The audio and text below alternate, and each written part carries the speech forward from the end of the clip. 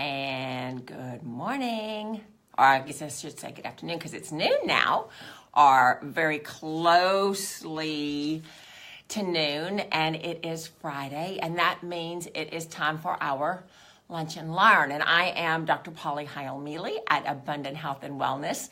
We are a holistic clinic in downtown Humble, Avenue C and Main Street. So if you come to Humble, you want to just go down Main Street, and we're in the really pretty blue building, so right at the corner of Main and Avenue C. So today I want to continue. We've talked about this a little bit before, some common myths, okay? And so lots of different things to tell you, but I want to start with the myth that says that you should not be consuming any saturated fats. Now, this is something that a lot of people, in fact, I had an email today from a lady who wanted to know about her little girl. She said we need to increase her fats, but I know we need to stay away from saturated fats. And it was like, no, that's a myth. And so I want to tell you some information about that. So, saturated fat, the myth is that saturated fats cause heart disease and cancer. Okay. The myth continues that a low-fat, low-cholesterol diet is healthier, and that is a myth. And so we're going to talk about some of the reasons why here. Despite the claims that primitive societies were and are largely vegetarian, diets of native people all over the world are rich in saturated fats and animal foods. So a saturated fat is a meat product. Meat fats are also like coconut oil is a saturated fat and different things. So we want to make sure that we do eat saturated fats. Now, for those of you that are just pulling your hair out and you're thinking, you know, I've been doing this for this many years and that kind of thing, this is what you need to know, right?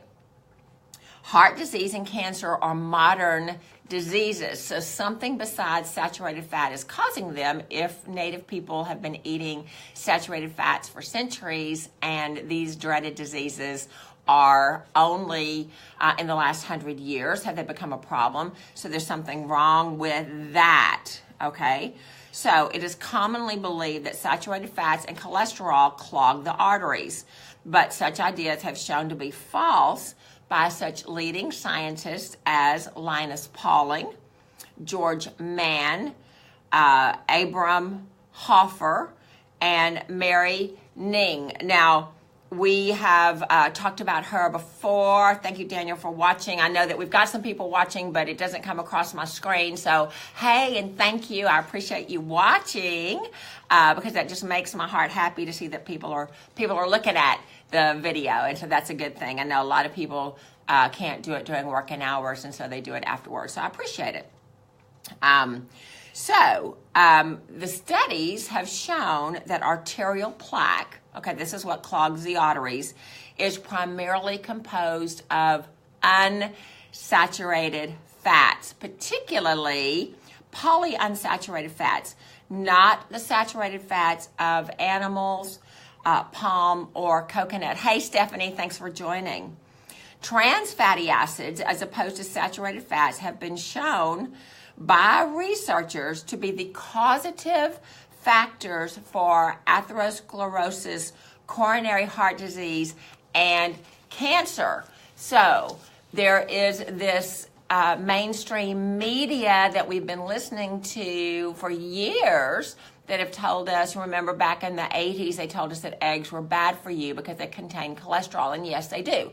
But we're going to talk about some of these studies. A recent study, thousands of Swedish women showed no correlation between the consumption of saturated fat and an increase for breast cancer. However, the study did show a strong link between vegetable oil intake and higher breast cancer rates. So what kind of vegetable oils are we looking at? We're looking at safflower oil, canola oil, corn oil, those kind of things. Those oils are primarily genetically modified oils. And so if they're genetically modified, then they're not something that your body can use, and they do enhance your risk of getting breast cancer. So we don't want to do that. Now, the Framingham study is often cited. Hi, Pat. Thanks for joining.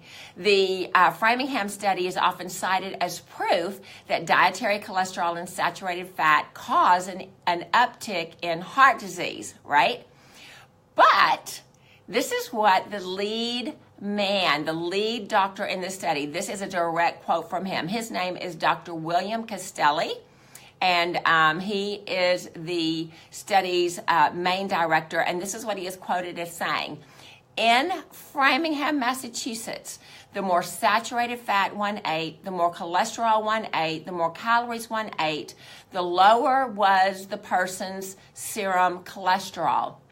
We found that people who ate the most cholesterol, ate the most saturated fat, and ate the most calories weighed the least and were the most physically active. So this is true that those who weighed more, okay, and so when we're looking at this, we're looking at your BMI, your body mass index. Those that weighed more had higher serum cholesterol levels and were more at risk for heart disease. But weight gain and cholesterol levels had an inverse correlation with dietary fat and cholesterol intake. In other words, there is no correlation at all. So these are direct quotes from the main study.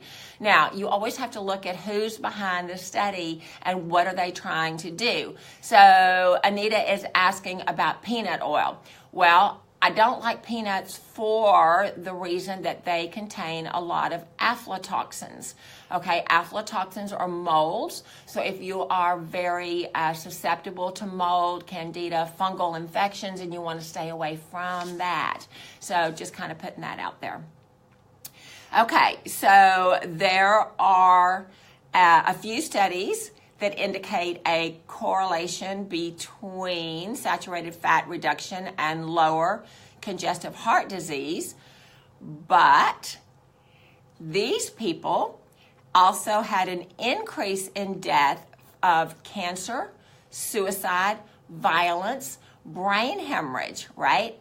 Bone density experience also showed that bone density was reduced with a low cholesterol, low saturated fat diet. So this is something that women are dealing with all the time, is certainly if you're of a certain age with bone marrow and that kind of thing. These are some things that you need to look at.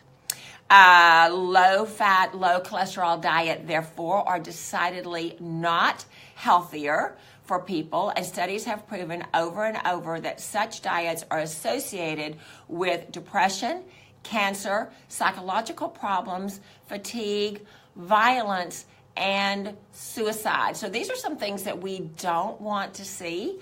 And these are some things that when you are talking with your friends, when you're even thinking about yourself and your own health, are you depressed? Are you fatigued? Kind of think about how much fat are you consuming? Your brain needs fat. Your glands, anything that produces a hormone, needs fat. And so we were doing a little bit of statistics this morning, and you need around 35 to 40% of your dietary intake needs to be fat. And so we think that that's counterintuitive, because if we're trying to lose weight because we are fat, and then we're taking in a diet that is high in fat, that we're going to become more fat. But the studies actually show that people that consume good dietary fats are actually slimmer, they are smarter, they're happier, they're less violent, and all that kind of thing. So that's something that we really kind of want to think about. Okay, so there are many health benefits to saturated fat, depending on the fat in question. Coconut oil, for example, is rich in lauric acid, which is a potent antifungal and antimicrobial substance. Coconut also contains appreciable amounts of caprylic acid, also an effective antifungal.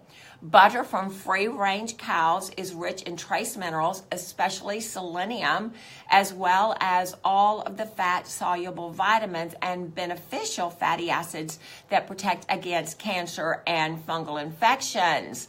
Anita is asking, so is this keto diet a good choice? Yes, it is. So my friend, Dr. Tony Jimenez, who is the medical director of Hope for Cancer Institute, that he says that the ketogenic diet is the best anti-cancer diet that there is available. Now, he also says that we need to vary our diet from time to time. So we don't want to be on a ketogenic diet for the rest of our lives, but you might want to follow this eating plan for maybe 3 months, then maybe change to a paleo plan, then maybe change to something else. Every 3 months, kind of seasonally change up your diet so that your body doesn't get just stuck on one thing. I particularly like a ketogenic diet, and I didn't think that I would lose weight on the diet because, again, it's counterintuitive. You think I'm fat, that's why I'm on a diet, but here I'm eating fat and I'm going to be fatter. But really, the fats are very, very good. They stabilize your blood sugar so you're not hungry all the time. So a lot of people say that they're not able to eat a good lunch because they're busy and all this kind of stuff. Well, nobody's busier than I am, except maybe the people that are watching this podcast here. But normally for lunch, I will have 2 or 3 ounces of mixed nuts. Has a lot of cashews, which are high in fat, a lot of almonds, which have very good health benefits. I'll have some good cheese, and I'll also have some kind of protein. So that's usually what I have. It's something that's very, very easy. And I'm able to just, grab it, put it in a bowl, put it on my desk, and while I'm doing research or while I'm watching a webinar or while I'm doing blood work or whatever it is I'm doing at lunchtime, then I'm able just to snack on that, and I'm not hungry through the rest of the day, and I'm not craving salty foods or something quick when I get off work because that fat has just stabilized the blood sugar and that kind of thing. So today, I'm not doing that. It's finished. I had a protein shake with banana in it just because I don't want to be talking and eating in front of you guys. And so it's just a kind of a quick thing. But what do I have in there? I have Dr. Axe's chocolate bone broth. Now, I like chocolate. That's my happy flavor. And so I mix the Dr. Axe bone broth with organic chocolate almond milk, and I put a banana in it just because we had a banana hanging around, and so I put it in there, and so I get my potassium, I get my bone broth. I like this particular bone broth because we know that Dr. Axe is very, very conscientious, and he makes sure that all of his products are good and clean, and there are 24 different amino acids in this bone broth. Now, why do I like that? Well, your amino acids are the raw materials that your body needs to make enzymes, and enzymes are critical to all of your chemical functions in your body. So this is what I do for my lunch, and it's very, very nutrient dense, fat dense, and it keeps me going through the day. So this is something that, and I will just tell you, I have not gained any weight on eating these high fat foods. So just kind of want to talk to you about that. Selenium is found in the free-range butter. We talked about that a while ago. Selenium is one of the metals that you need for your thyroid to work properly. Happy Friday, Julia. Thanks for watching. Anita, my nuts are probably not raw, and they probably are salted, just because that's not something that in my diet I'm really concerned about. My diet is good, my blood pressure's good, so I don't have to worry about that. But yes, you can do unsalted and you can do raw if you want to, and that is actually the best choice. I can't tell you that's always my choice. It just depends on what hubby brings home from the grocery store, because he goes by the grocery store. He says it's easy for him. And so I'm very blessed that he doesn't mind doing that for me. And so whatever he brings home, I'm very, very grateful. I think the percentages for the keto diet is, oh, y'all are going to get me to lying to you. I think it's like 70% fat, 25% protein, and the rest carbohydrates. I think those are workable percentages. So if you want to do that, that would be something that's really good. Okay, in general, saturated fats provide a good energy source for your vital organs. They protect your arteries against damage by lipoproteins. They're rich in fat-soluble vitamins. They help raise your HDL, which is the good cholesterol levels in the blood. They make possible the utilization of essential fatty acids. They're excellent for cooking as they are chemically stable and they do not break down in heat, unlike polyunsaturated vegetable oils.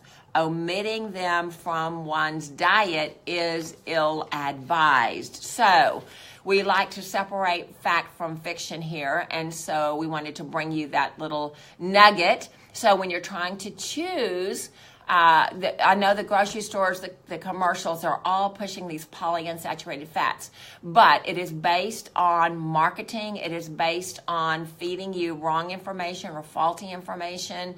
And one of these studies, I can't remember which one it is, but one of the studies was actually funded by the Heart-Lung Institute. So, they've got a vested interest in the outcome. So you heard it from us. This is independent research, and so you can take it to the bank. Now, the second thing I wanted to talk to you about is cofactors in your supplements and in your vitamins. So one of the things that's very, very trendy has been that calcium is causing polyps, calcium is causing all kinds of things. And we know, especially menopausal women, you're more at risk for osteoporosis. And so we want to be taking calcium. Our doctor tells us to take calcium so that we are able to maintain our bone density. Now, that is true. You need calcium. Why do we get osteopenia? Why do we get brittle bones? Now, and it's not just women. It's primarily women, but it's also men too. So part of it is because our estrogen drops off as a postmenopausal woman. But there are other factors as well. Our SAD diet, Standard American Diet, SAD, it is full of acid-forming chemicals. Your genetically modified foods, your soda, your caffeine, your alcohol, all those kind of things are very stressful to the body. They lower the body's pH, which puts the body into an acidic position. The body, in the wisdom of the body, pulls calcium from the bone to neutralize the acid in the fluids of the body. So that would be your lymph, your urine, your saliva, and the blood. Now, the way the body is made, the blood is going to stay fixed at 7.35 to 7.45, which is just slightly north of neutral. So slightly more alkaline than neutral, okay? Your body has a lot of different coping mechanisms to make sure that the blood stays there, because if your blood varies 1 degree either way, you're going to die. And so the survival mechanisms of the body make sure that the blood is stable. But your other fluids, your lymph fluid, your urine, your saliva, all of that is very much more mercurial as far as on the pH scale.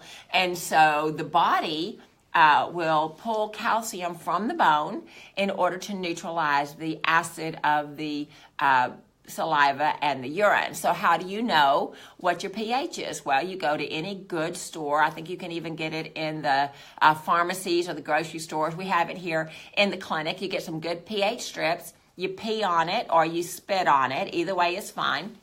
And then you look at the color code and you find out what your pH is. So if you get a urine analysis, sometimes the doctors will ask for the pH of your urine. And oftentimes when people come in, I always want to see your blood work.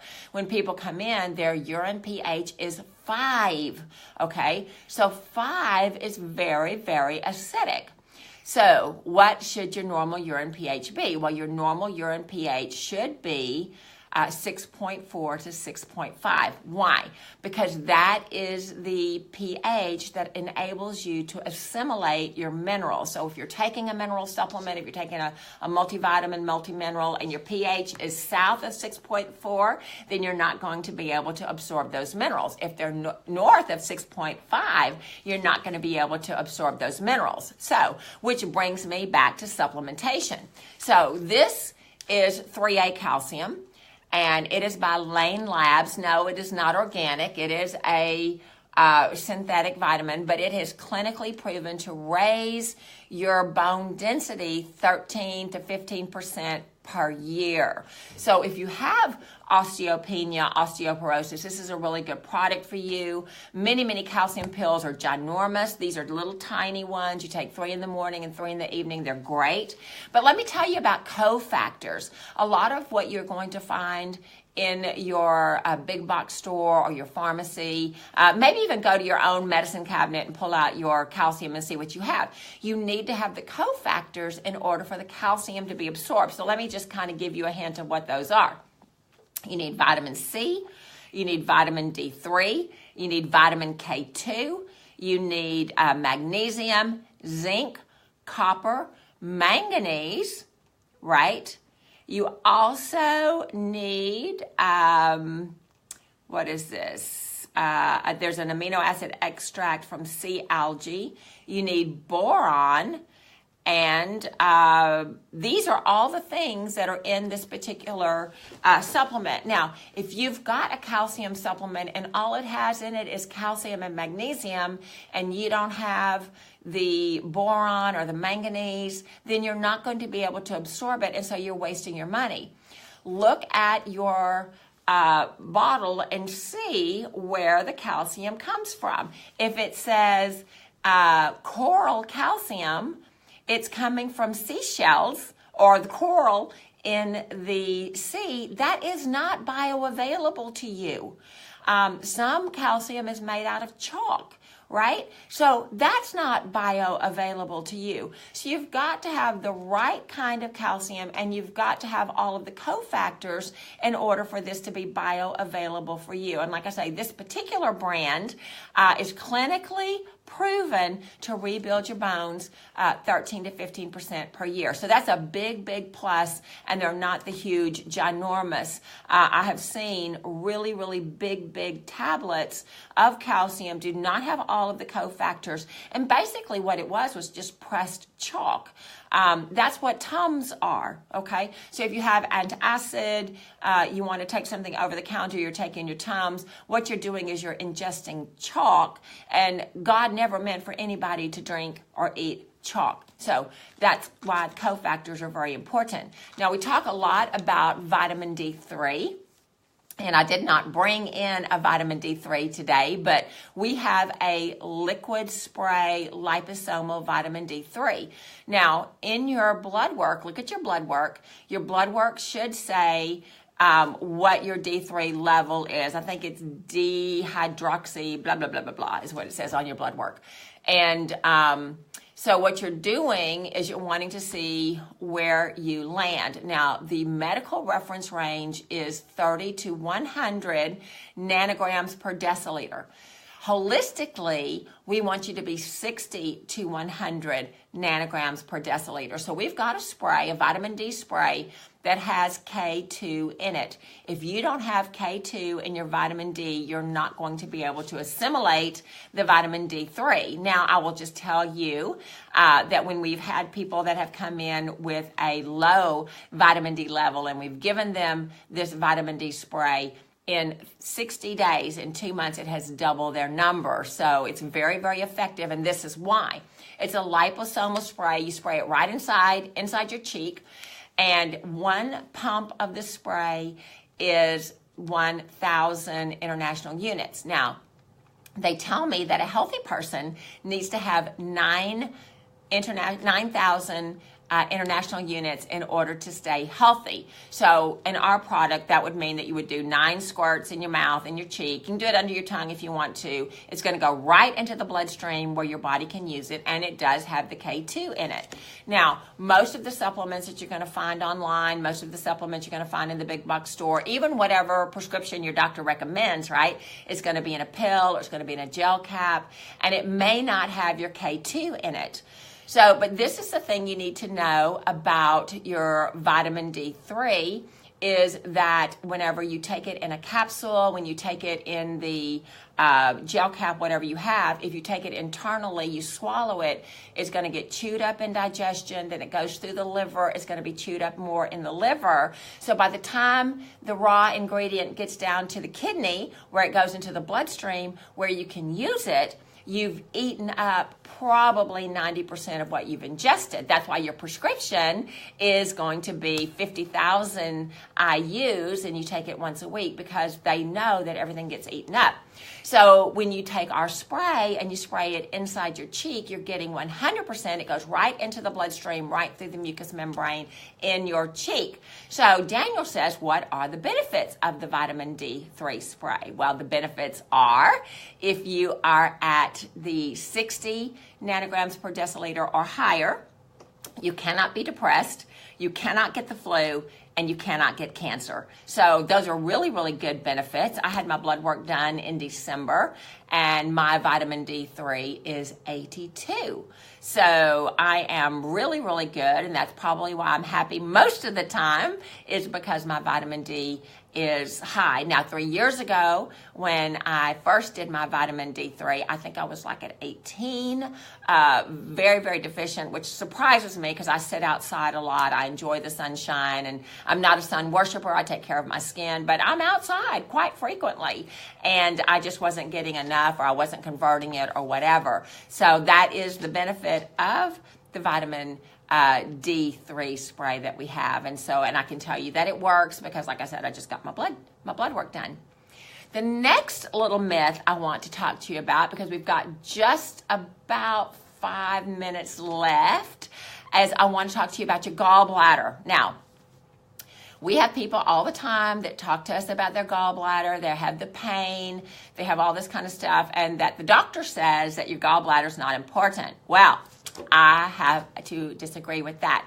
Your gallbladder is very important. Now, your gallbladder is an organ that is on the biliary tree. It's part of your hepatic system, and that includes your liver, your pancreas, and your gallbladder. Now, your liver produces a substance called bile, B-I-L-E. The way the body is constructed, the bile passes out of the liver into the gallbladder. The gallbladder acts like a purse or a bag that holds the bile until you need it. So when you need it is when you eat something that is high fat or something fried. Well, I guess that would be high fat too, okay? So when you have a high fat meal, then the gallbladder pushes out all the bile. The bile acts like a soap or a detergent in order to break down the fat that you just ate. And remember, we just talked about saturated fat and how you need to have saturated fat in your diet. So the gallbladder will release that bile to emulsify the fat, break down the fat, because the fat that you eat, the molecule is too big to be used by the body. And so when the bile is released, it acts like a sponge. It acts like a detergent. Sponge? No. Soap. Acts like a detergent, and what it does is it breaks down the fat, so the fat is in smaller molecules that the body can actually use. So if you don't have a gallbladder, then all of the fats that you're supposed to be eating, your body can't metabolize it. So what happens? It actually goes into your fat cells because your body doesn't know what to do with it, and so you do get fatter. So we want to make sure that your gallbladder is intact. Now, your gallbladder actually also eliminates viruses, bacteria, and parasites. So what about people that have gallstones? Well, a gallstone is a healing strategy that the body makes. The body takes the parasite or the bacteria or whatever it is that's in the gallbladder.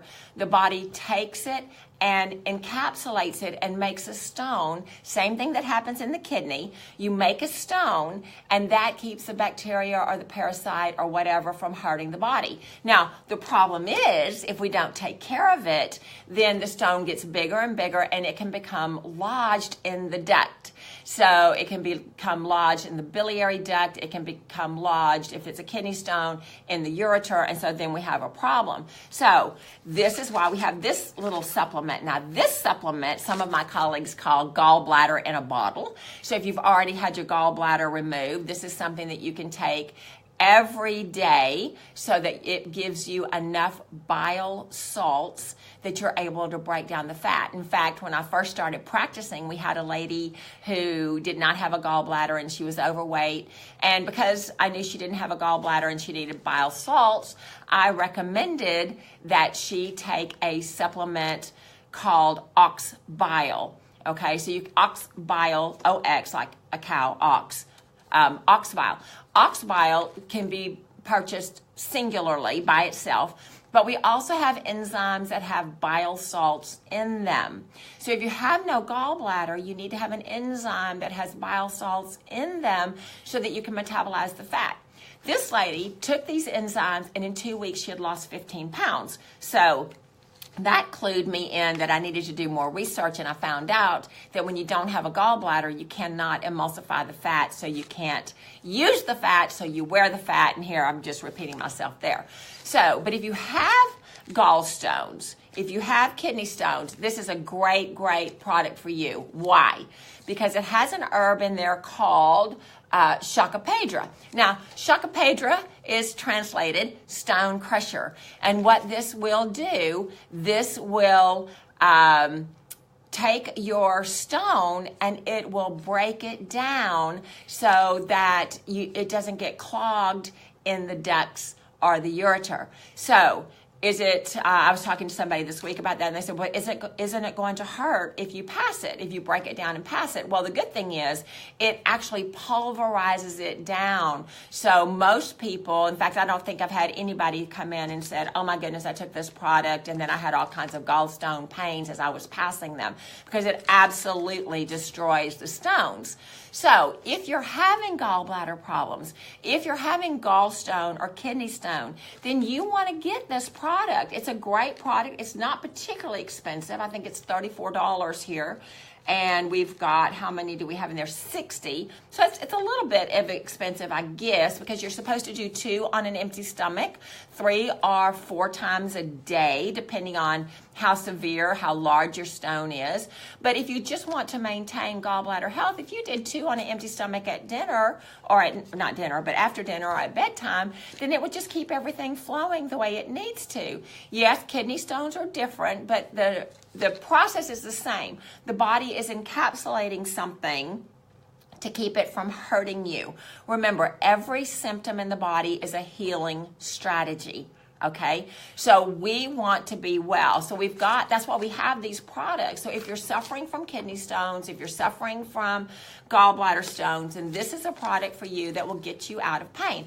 We had a lady come in, it was last year. She had been to 13 different medical doctors, and all of them wanted to take her gallbladder out. And she didn't want to have her gallbladder out, but she was having these pains. Now, where are the pains? Well, the pains are going to be gastric distress if you eat something that is very rich or has a high fat content. You can get pain between your shoulder blades. That's a place where gallbladder pain radiates.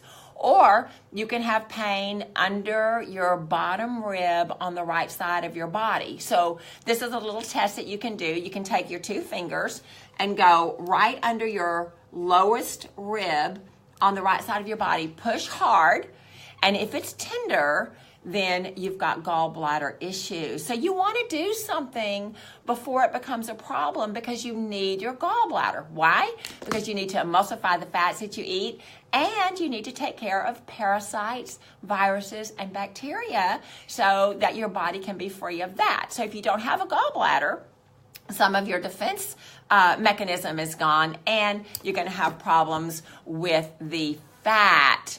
So Anita says, having had body loss surgery, can you still take these? Asking for a friend. Absolutely.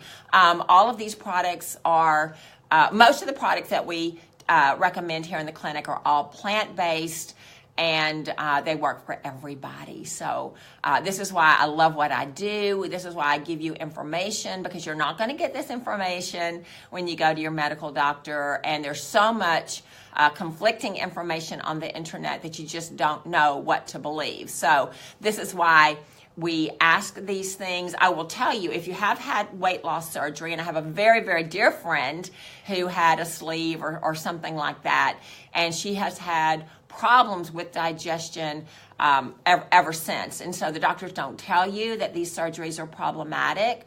What you need to know is that the stomach is the size it is for a reason, and you've got different areas in the stomach that process different foods differently. So if you cut that off or bind it or bypass it, then you're going to have all kinds of issues. So these are some things that we can talk about, but there are consequences to changing your anatomy. Now, I have gone over, and I apologize, but we've had some great discussion. Thank you guys for posting the questions. We'll continue to monitor the page for questions, and have a great weekend. Enjoy the outside. It's springtime here in Houston. Now, tomorrow in downtown Humble, it is the Great American Cleanup. So we are going to have right outside our doors Junk King that's going to be collecting your trash, your recyclable kind of trash. So there's a whole, look on this page on a different post. There's all the things that they will take down at the Humble Park, down on Old Humble Road at the end of Main Street. There's going to be 2 big dumpsters for yard debris and yard trash and that kind of thing. And there's going to be tons of volunteers going up and down the street. So be careful, be mindful. Have a great weekend. I love you so much, and I will see you next week. Bye.